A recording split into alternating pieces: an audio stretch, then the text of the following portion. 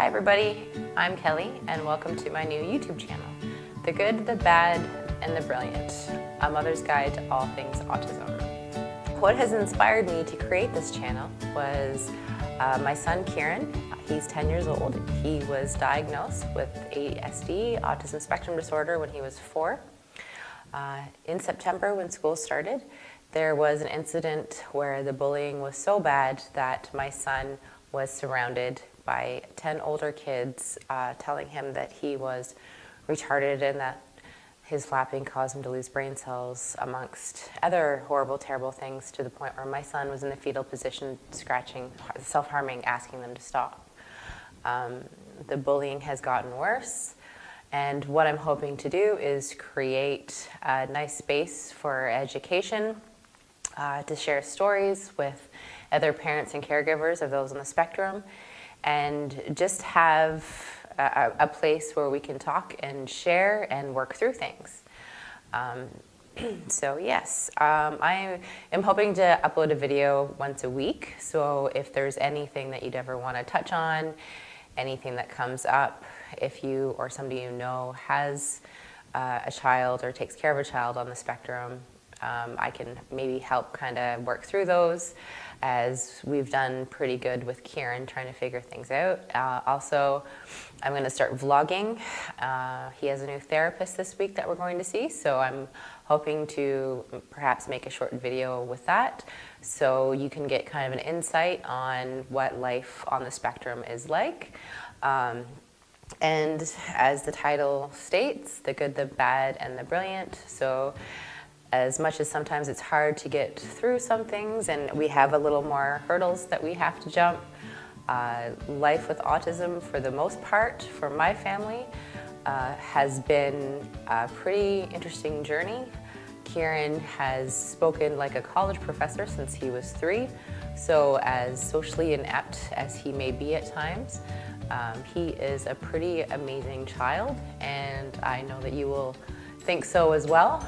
And I really just want to create a place where education is key, because I don't feel that there's enough of it out there. I don't think wearing blue on Autism Awareness Day is enough. Our children need us to advocate for them, and they need us to spread the word. And if you're watching this and you have children, perhaps if you learn anything, you can talk to your own children about how important it is to be understanding and empathetic to people that are just a little bit different than you. So yeah, so stay tuned. I'm going to try and make this video short and sweet, just to give a basic synopsis of the content and what this channel is going to do. So yeah, I also wanted to do a little diagram just so that you had some information in here, and the diagram is just about explaining neurotypical and atypical people and how they process anxiety and process things differently than we do.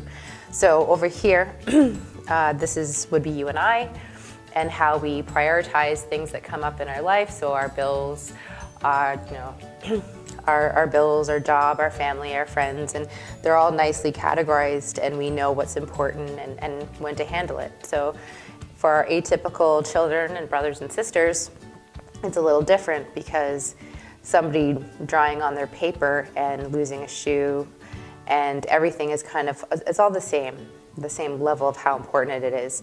And for the most part, they don't recognize their feelings when they're having it. They don't know that that's how they're feeling. They're unable to recognize those feelings.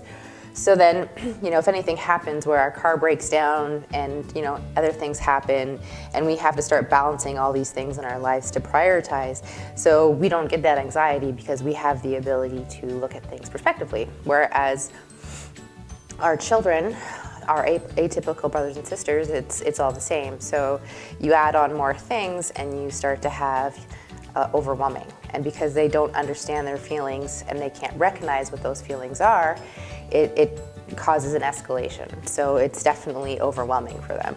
So as kindergarten-like as this visual aid is, I hope that kind of explains why sometimes they just don't have the ability to process things the way that we do, so that always generally ends in a panic attack. So that's why it's important for to teach emotional regulation.